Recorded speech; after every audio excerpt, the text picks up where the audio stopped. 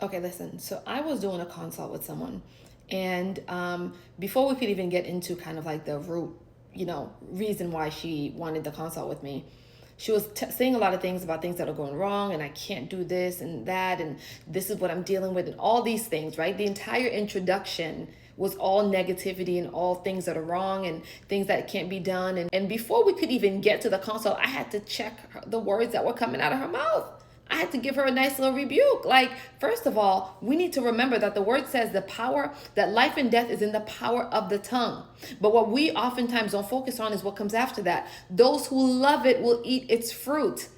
Those who love it will eat its fruit. What does that mean? If you're constantly speaking death, death, death, negativity, negativity, negativity, that's what you're loving. And so that's the fruit that you're going to get, right? And so sometimes we have to really reevaluate our lives in the situations that we're going through and see whether or not we have been the ones that have been pouring poison over that area of our lives and bringing destruction, right? Are we eating fruit based off of the seeds that we have planted out of our mouths, right? Life and death is in the power of the tongue. So we had to kind of rebuke that a little bit, and then kind of like, all right, now let's start over again. And then we were able just to kind of get through. And you know what? She was able to get a lot of clarity during that call and was able just to kind of be in a different mindset. But I just want you to understand how powerful your words are. And I know sometimes we're going through difficult situations and things, and of course we are. Like, it's part of life, right? I understand that we are. I go through and I'm going through difficult situations as well. But if I'm constantly speaking that,